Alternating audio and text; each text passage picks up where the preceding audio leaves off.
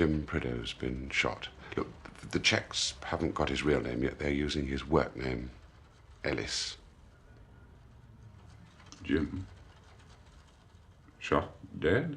Well, we're not sure. That was the first flash. Since then, the word used is simply shot. The Czechs are saying that Prideaux, or Ellis, travelling on false papers and assisted by Czech counter-revolutionaries, tried to capture a Czech general, unnamed, in a forest near Brunner and smuggle him over the Austrian border. They say that further arrests are imminent. Go on. Well, according to our military, there are heavy Czech tank movements along the Austrian border. Laken's been on, and so's the minister. They want to know what the hell and why. All right, Sam. Now, first thing we do, you call this number. It's Toby Esterhazy. Tell him you're speaking for me, and is to pick up the 2 Czech agents we've had our eyes on at the London School of Economics, and lock them up now. Straight away, Sam. Jim's worth a lot more than those 2, but it's a start. I'll have a word with the Chief Hood at the Czech Embassy. If they hurt a hair of Jim Prideaux's head, I'll strip the entire Czech network in this country bare, and he can pass that on to his masters. I'm bound to say Hayden was a treat to watch. I used to find him a pretty erratic sort of devil. Not that night, believe me. He virtually dictated a press statement for the Foreign Office to put out. And there it was the next morning in the Sunday papers. Prague radio's sensational revelations dismissed with dignified scorn. I found it good light reading over breakfast at the Savoy. Sam, listen. It was too late for Hayden's club to be still running ticker tape, wasn't it? He was making love to Anne that night. You made a guess at that, and you were right. You telephoned her. She told you he wasn't there. And then as soon as you'd rung off, she pushed him out of bed. And Bill turned up an hour later, knowing about Checo. But you didn't tell Anne about Checo.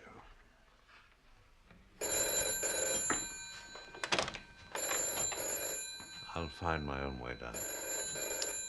Mind how you go, George.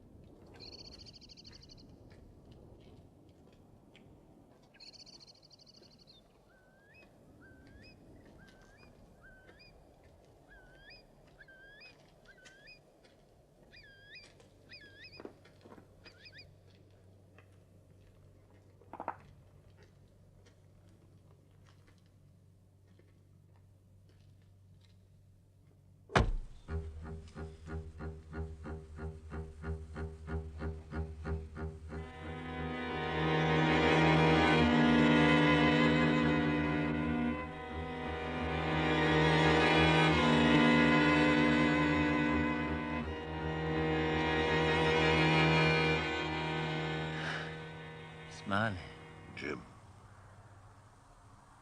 if you're not on your own, I swear I'll break your neck. Quite alone, Jim.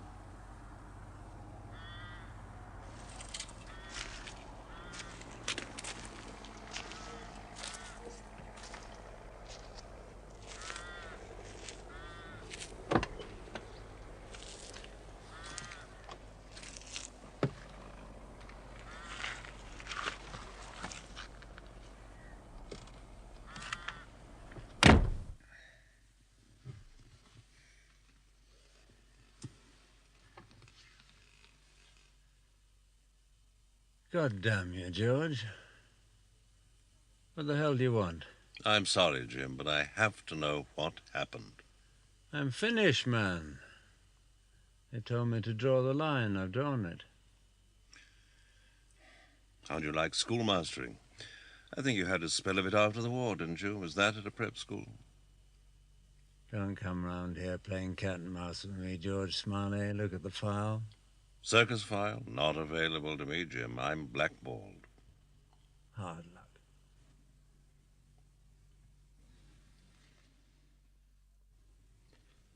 I've had access to a few papers, which Lacon borrowed for me. Pretty old stuff. Part of it went right back to your undergraduate days when you and Bill Hayden met at Oxford. There's a letter Bill wrote about you to his tutor, Fanshawe, circus talent spotter, in which Bill named you as suitable material for British intelligence. I can quote the odd line from memory. He has that heavy quiet that commands. He's my other half. Between us, we'd make one marvelous man.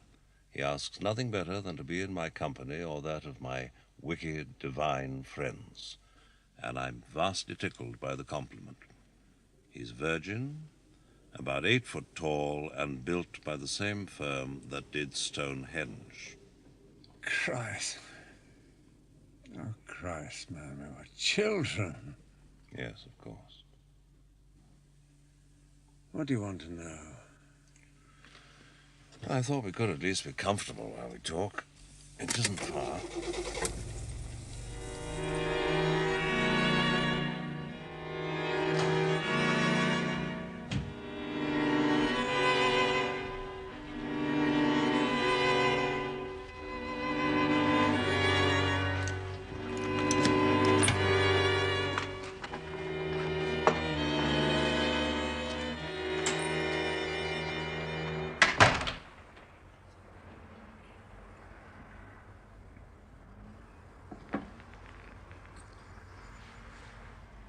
I came round in a prison hospital.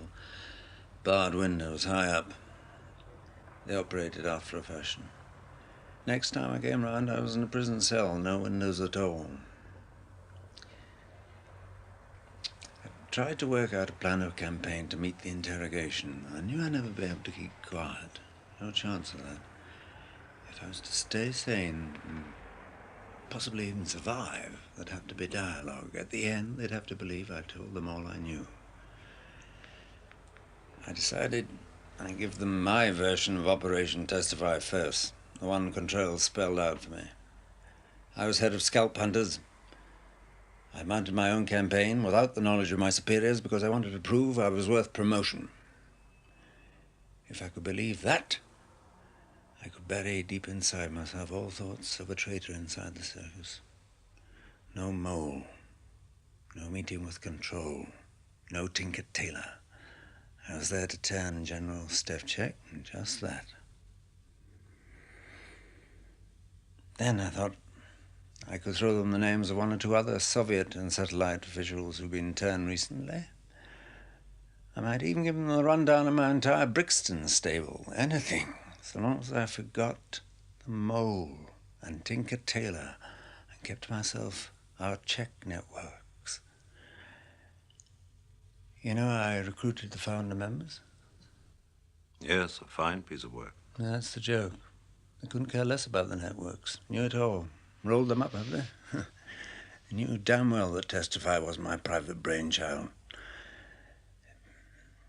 I began exactly where I wanted to end, with the briefing in St. James's. All they wanted to talk about was Control's rotten apple theory, Tinker Tailor, the circus spy. Did they actually know the address of the St. James's flat? Yeah, they knew the brand of the sherry. What about the charts? Control's charts on General Stevchek's career. Did they know about those? No. Not at first.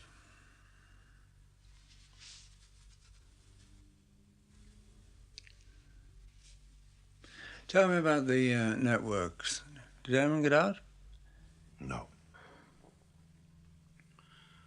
It seems they were shot. The story is you blew them to save your own skin. I know that isn't true, of course.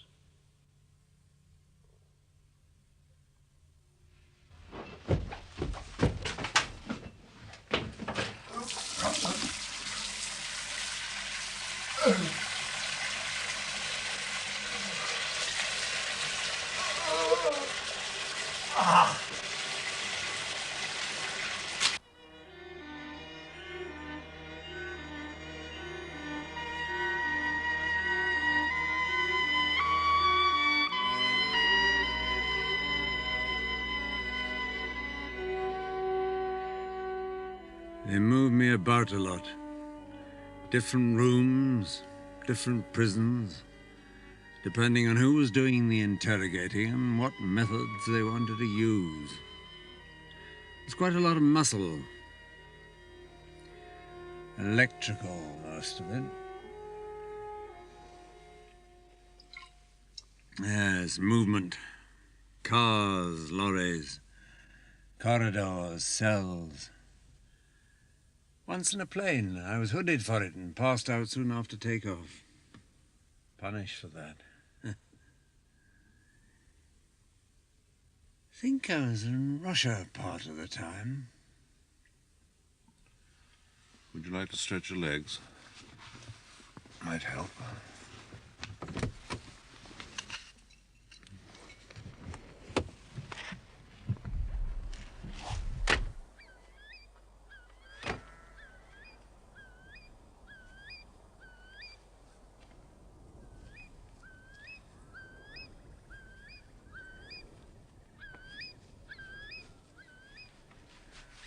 They went straight to the heart of it.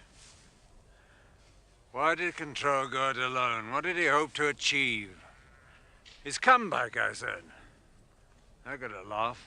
The tin pot information about Checo military emplacements wouldn't get him a square meal at his club. So, I said, maybe poor old Control was losing his grip. That bored them. Back to the cooler. Punished again.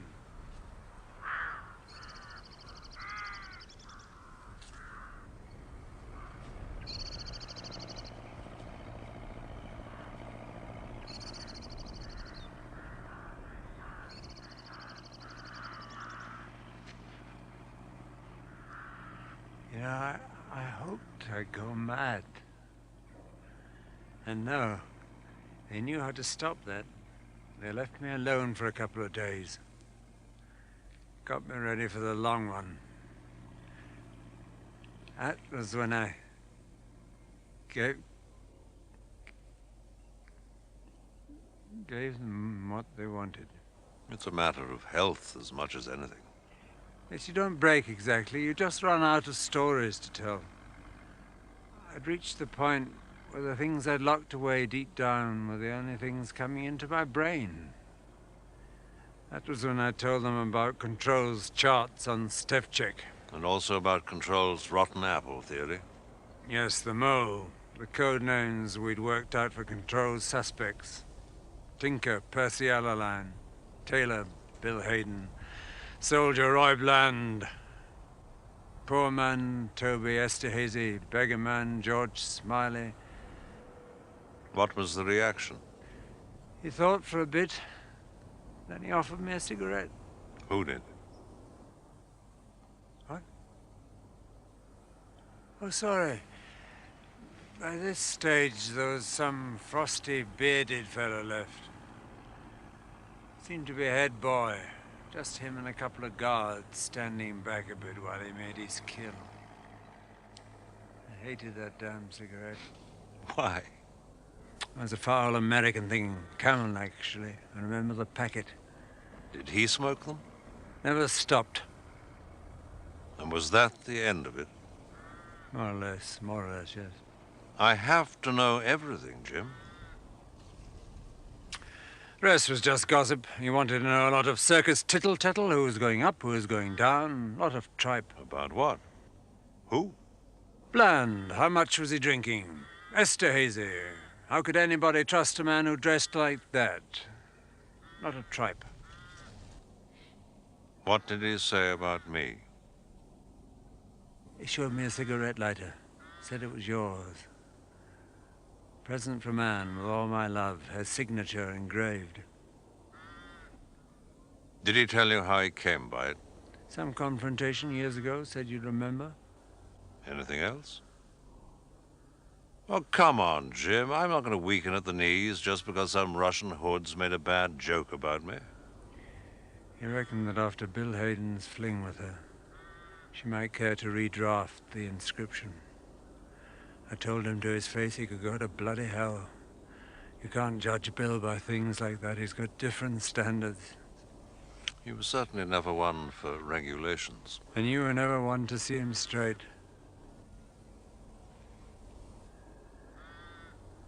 That's it.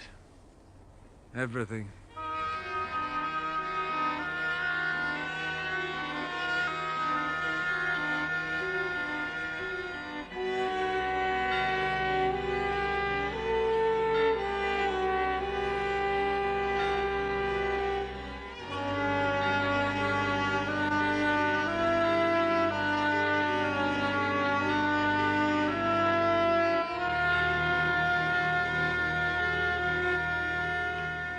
Bill made a huge fuss about your repatriation. He said any price was fair to get one loyal Englishman home. I remember his verdict on Control's handling of Testify, the most incompetent operation ever launched by an old man for his dying glory, and Jim Prideaux paid the cost of it. Proud of your memory, aren't you? Did you see Bill at all after you got back? No? Your oldest, closest friend? I was in quarantine, wasn't I? Well, yes, but never mind. Let's just go over your debriefing at Sarat to wrap it up. Were the Inquisitors sympathetic or not? Never appeared. No questions at all. I was in limbo, ate a lot, drank a lot, slept a lot. Then Toby Esterhazy turns up. New suit, full of himself. Tells me the circus had nearly gone under because of Operation Testify, and I'm currently #1 leper. Control's out of the game, and there's a reorganization going on to appease Whitehall. They sent Toby. Yes, the little charmer. He told me not to worry. About what? My special brief, whatever Control had told me. Did Toby spell it all out? He said a few people knew the real story, and I needn't worry because it was being taken care of. All the facts were known. Were they indeed? And then he gave me 1,000 quid in cash to add to my gratuity. Who from? Didn't say. Didn't all this strike you as a bit odd? No Inquisition. Toby throwing loose money around. After all, through you, the Russians had discovered the exact reach of Control's suspicions about a traitor in the circus. He'd narrowed the field to 5, and no one's asking you anything. The facts were known, man. Toby ordered me not to approach anyone or to try and make my story heard. The circus was back on the road. I could forget Tinker, Tailor, and the whole damn game. Moles, everything. Drop out, he said. You're a lucky man, Jim. Forget it, eh? Forget it. So Toby actually mentioned Tinker Tailor to you. However did he get hold of that?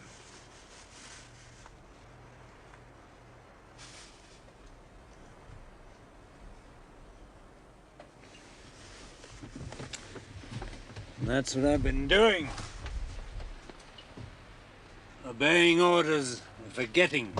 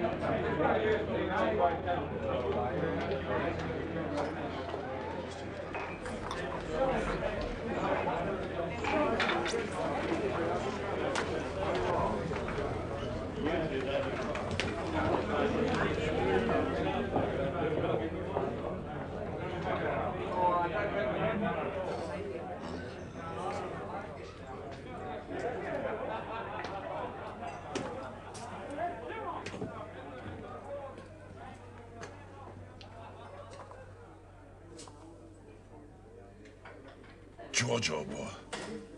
What an amazing thing. Trust you popping up out of nowhere. How are you, Jerry? George, this is terrific. What are you doing now? How's the demon wife? How's everything? No, damn it. First things first. What'll you have? You don't fancy a bottle of the bubbles, do you? Shall we? A brandy and ginger ale would suit me very well, thanks. You sure? All right. Hey, Linda, sweetheart. Give us a double brandy, a bottle of ginger ale, and another bucket of gin, will you? Good girl, lad. I think I'll marry her. How many would that be, Jerry? I'm a divorce addict, a hopeless case. Not lucky like you, George. But there's only one Anne. Now, I'll do a deal with you, an offer you can't refuse. I'll shack up with Anne and be the envy of London, and you can have my job on the comic. You've got just the turn of phrase for the women's ping-pong. Inscrutable Chinese wizardette. Do you fancy it? Is that the task for today? Oh, much bigger stuff, old boy. Footer, the opiate of the people. Heap big transfer. Scottish Thunder Boots to rescue of ex-champions now on the slide. Thanks, Linda, my love. Do you want me to write it down, Mr. Westerby? Ah, please, Linda. Cheers, George. Cheers. This isn't entirely a chance meeting. I got the letter you wrote me last football season. I burnt it straight away. Right. Thanks. Stupid of me. Talking out of school. Sorry. No. You obviously did what you felt was the best thing at the time, and so did I. Haven't seen many of the boys and girls lately, as a matter of fact. I guess they put us both on the shelf. With me, I can hardly blame them. Firewater not good for braves. They think our blab crack up. I'm sure they don't. I expect they're just resting you up for a bit. They do that, you know. In case you've been wondering, I didn't tell anyone else about your letter. I was out of favor, indeed, out of work by then. Writing to me wasn't what put them off you, if that's what you thought. In your letter, you said you were a bit worried about Toby Esterhazy. Felt you ought to get something off your chest. Yes, well, I got all xenophobe and suspicious. Thought Tobe had gone a bit haywire, as a matter of fact. I should talk. Tell me now. You'd just come back from Czechoslovakia, hadn't you? Last job I did for Tobe. Looks like the last I'll ever do. Letterbox job? Yes. Nothing to it, really. Telephone kiosk, ledge at the top, dump a little package ready for collection. That was Budapest, the Czechoslovak thing I ran into by accident. I had to go on to Prague, you see, for the comic, nothing to do with Tobe. Linda, sweetheart. And again, Mr. Westerby. Please, my beauty. Oh, no. You got time to eat? Mm-hmm. We'll go Dutch on that, shall we? I was in this bar in Prague.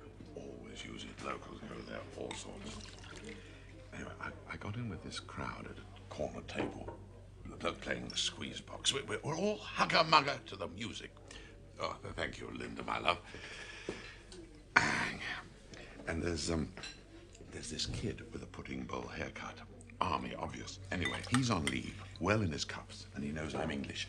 And he suddenly says, "Do I want to know the truth about the British spy who got himself shot up by the Russian secret police?" Just like that. Yells it right in my ear. I played dumb, of course, and he goes right on with it. You know the Jim Prideaux shambles. Well, the kid was belly aching about the trials and tribulations of being a foot soldier of the line. It seems that on the 2 nights in question, he and his mates were being chased around the place till they were dizzy. Make camp, break camp, move up, move back, fix bayonets. But the big point was the Russian contingent. Full war paint, tanks, motorbikes, tracker dogs, and a big carload of very sinister civilians. Dirty work afoot in the forest. Up near the Austrian border, this was. So, my little friend, being a sassy little devil, decides to ask his sergeant what's it all about. "Look, Sarge," he says, "what's going on? Are we being invaded, Sarge?" "No, son," says the sergeant. "The Russians are after a British spy who tried to kidnap a general." After? Or where after? Exactly. That's what the kid wanted to tell me. The Russians moved in on the Friday. It was the day after when they got Jim. As the kid said, they were ready and waiting for him. Knew the lot in advance. Heap bad story. Bad for our big chief. Bad for tribe. So, as soon as I got back, I went and told all to Tobe. How did he take it?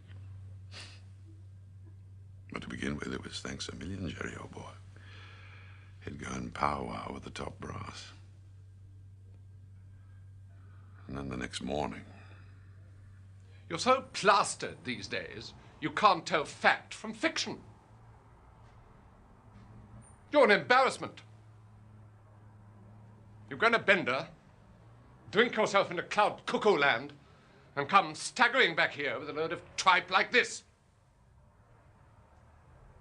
You're pathetic.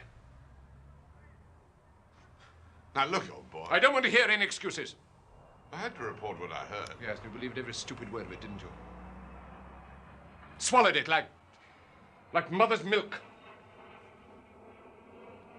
A load of half-baked rumors, you come spreading them around here. What you can remember through your alcoholic haze. I didn't forget a thing. Well, you will now. You'll forget the lot. Don't you see? The boy was a plant. Provocateur, in layman's language.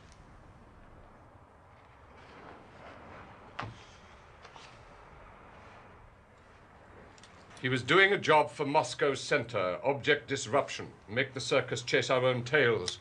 And you fell for it, Jerry, that's all.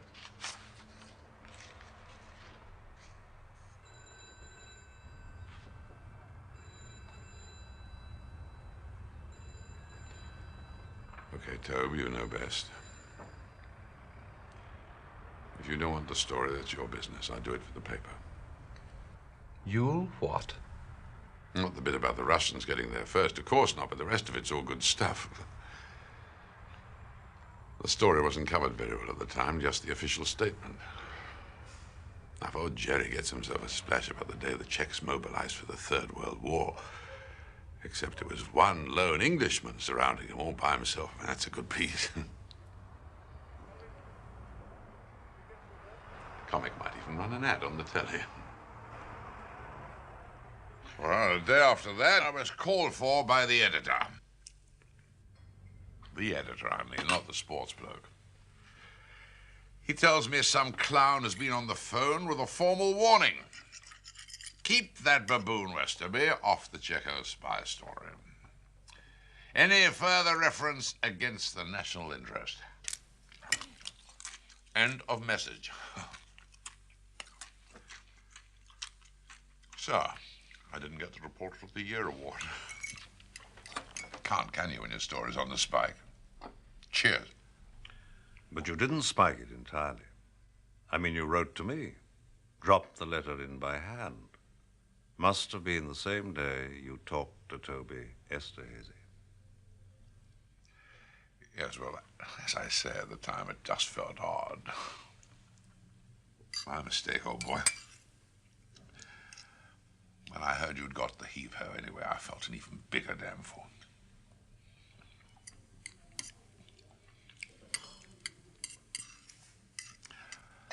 I thought it was you who phoned the editor, you see.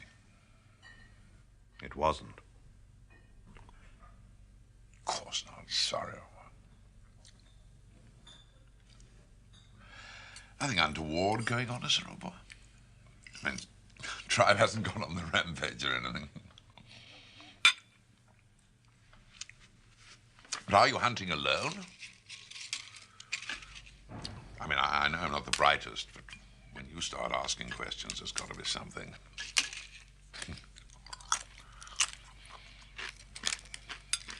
All I'm saying is, any time, old boy.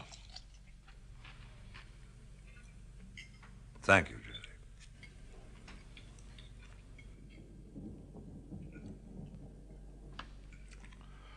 Rum chap, Toby Esterhazy. But good.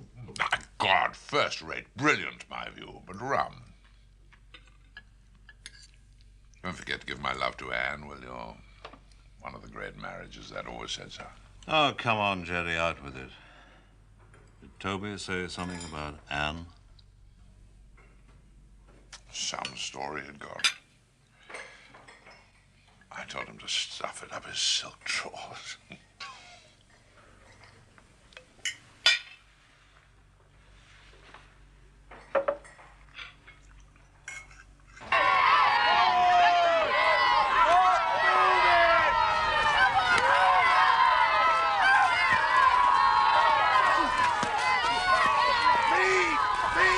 I suppose I should be prepared for something like this. Take on a temporary, the last thing you expect is loyalty. Well done, that boy. We're going to lose this match. So much for Prideaux's coaching. I'm absolutely furious with that man. It's monstrous to clear off. Did he say what's wrong with his mother? No, he did not. She is supposed to be dying. Well, that's one excuse for absence that he can hardly use again. Not at all, Mother. It's quite the reverse. One false alarm can easily lead to another. I shall ask for a full medical diagnosis next time.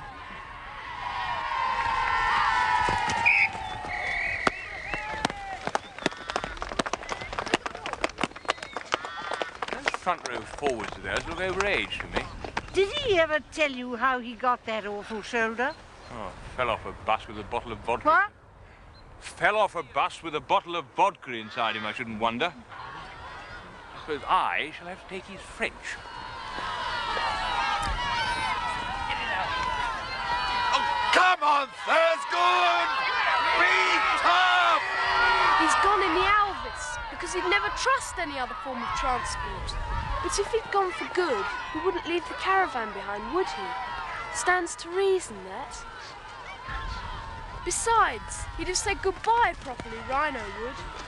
Wouldn't just go, not Rhino, not like a juju man.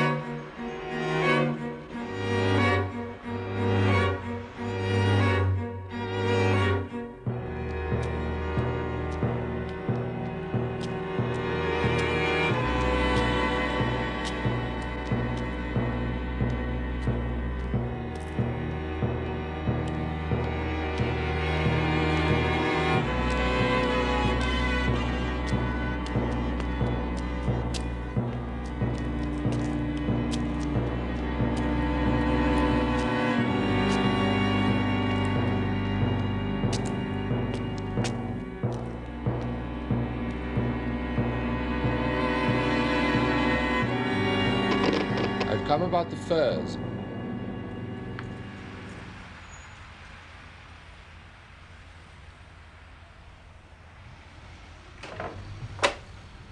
Hello, Toby.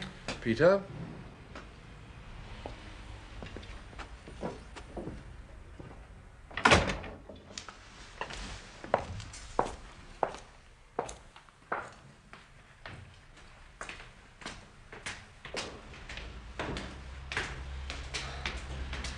It's not exactly 5-star, but then we are shopping a bit down market.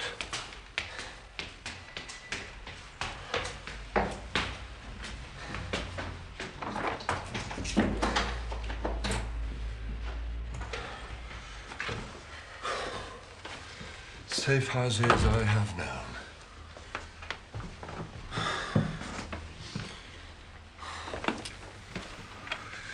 Take the weight off your feet. Won't be long.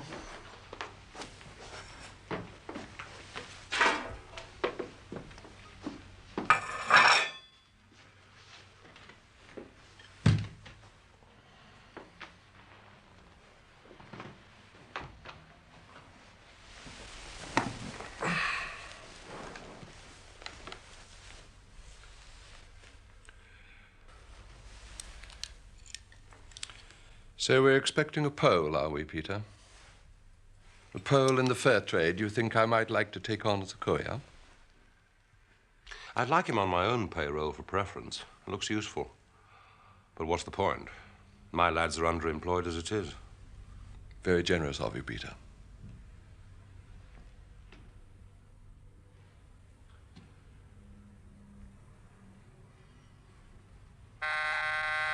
Stay put, Toby.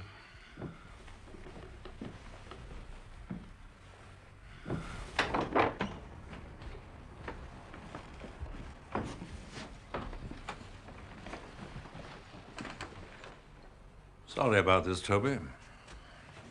Against the wall, Tobe! Did he come alone, or is there some little friend waiting down in the square? Looks all clear to me, sir. Go back to the other room and don't take your eyes off the street.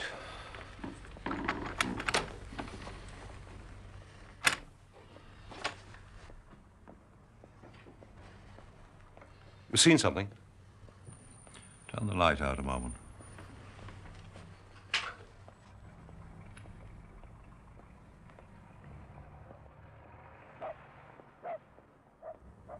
Just a shadow, I suppose. Yes, I think so.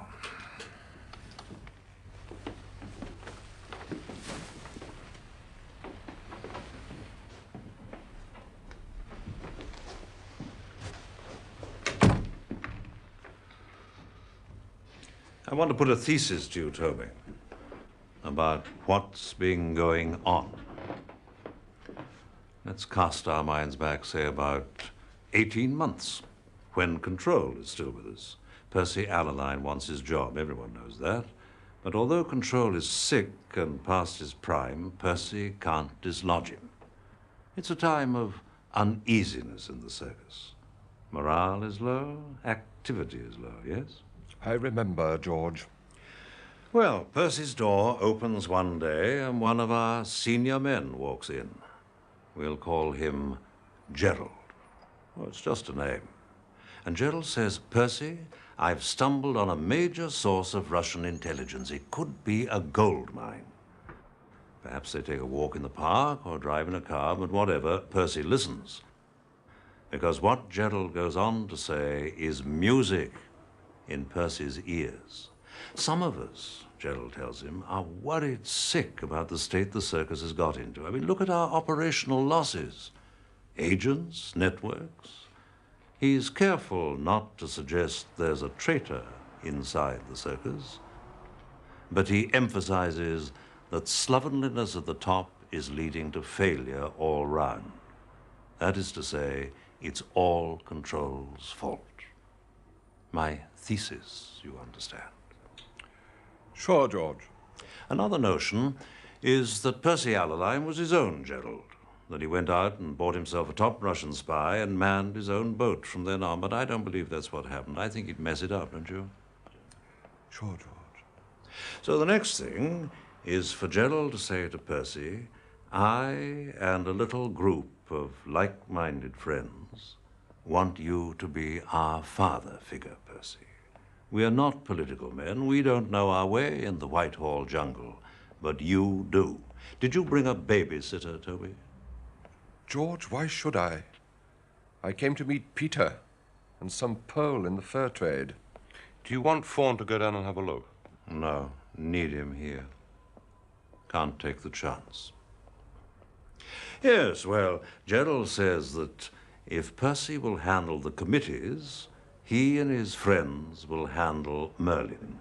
Merlin being the Moscow intelligence source, and witchcraft the name of the material he supplies. And how well it all worked. Merlin's material proved excellent, as everyone agreed, except Control. And eventually Control was out, and Percy was king. So what's new, George? Ever bought a fake picture, Toby? Sold a couple once. The more you pay for it, the less inclined you are to doubt its authenticity. Merlin's price was 20,000 francs a month into a Swiss bank, according to the file. Oh, yes, Toby, this is official. There came the day when Gerald admitted Percy to the greatest secret of all, that the Merlin setup has a London end. Alexei Alexandrovich Polyakov, cultural attaché at the Russian embassy in London. You're on record as grading him Snow White, Toby, quite untainted with the mischief of espionage. In fact, he's Merlin's London representative.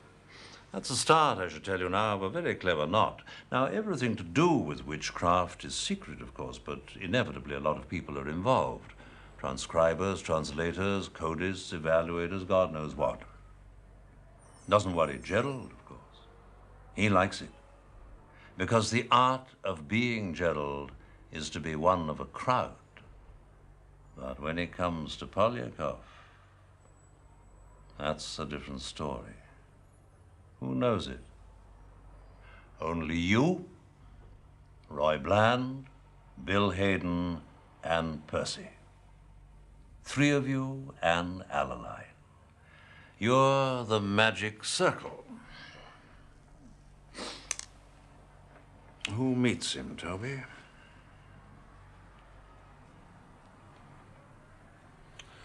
For God's sake, let me sweat the bastard.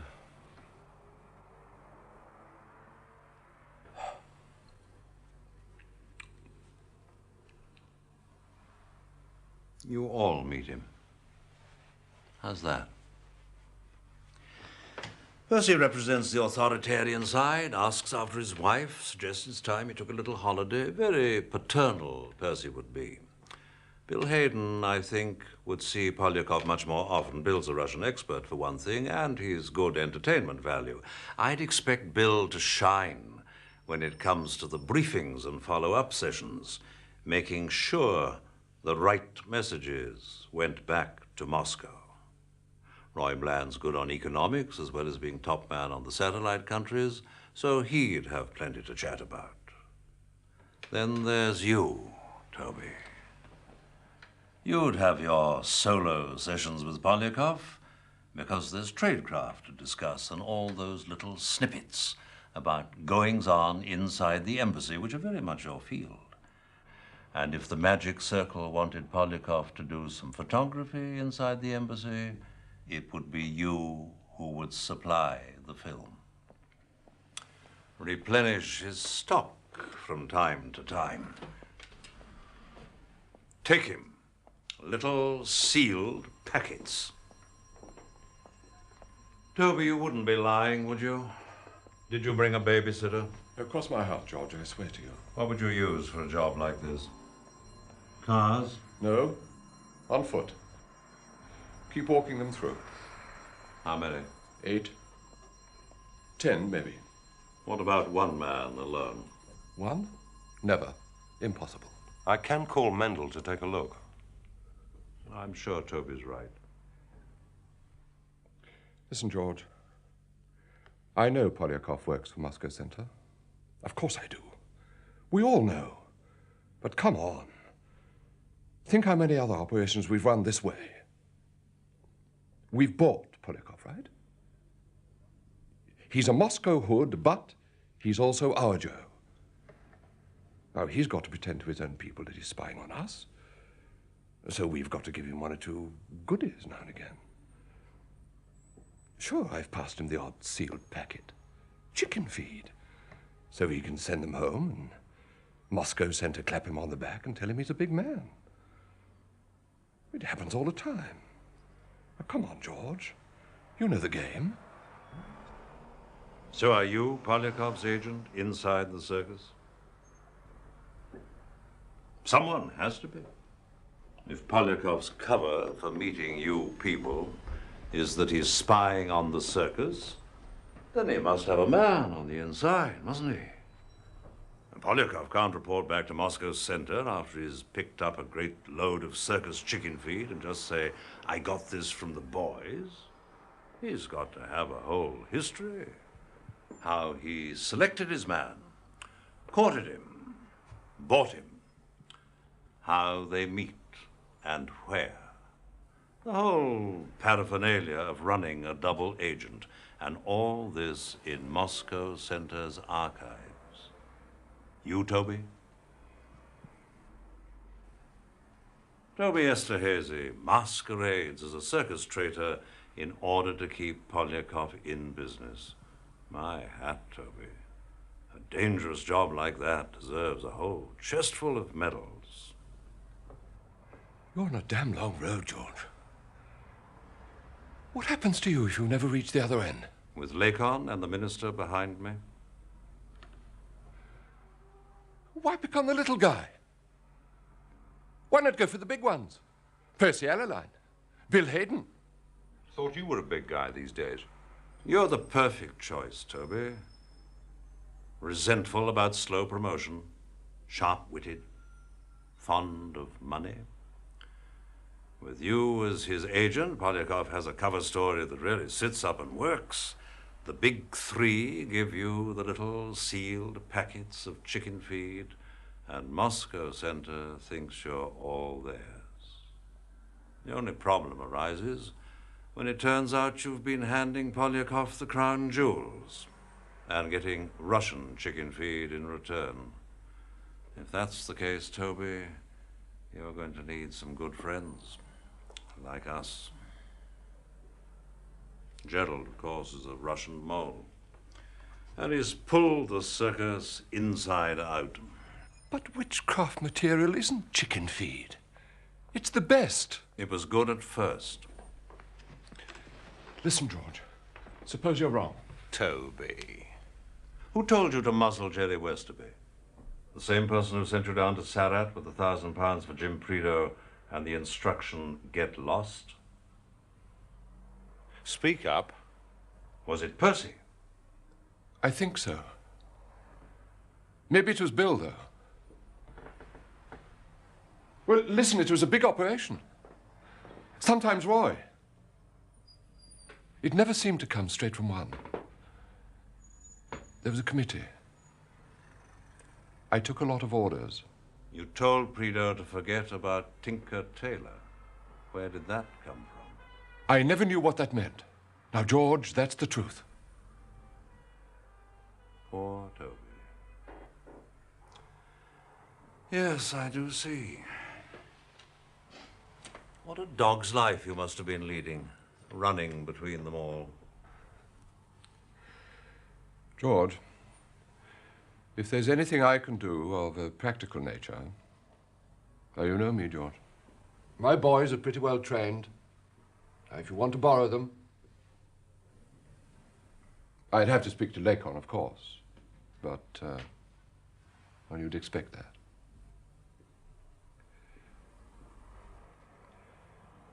All I want is for this thing to be cleared up, for the good of the circus.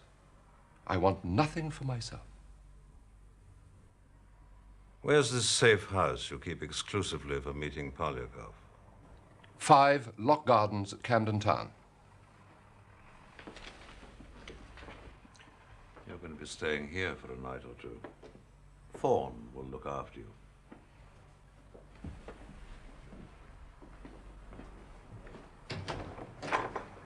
Fawn. You'll have to make appropriate explanations to the circus by telephone. You're having girl trouble or whatever sort of trouble you're in these days. Then there's your wife, of course.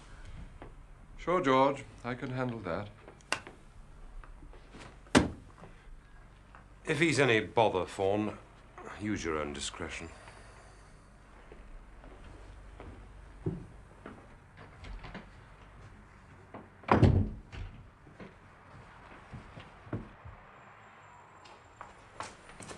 Peter, I want you to watch my back. Will you do that for me?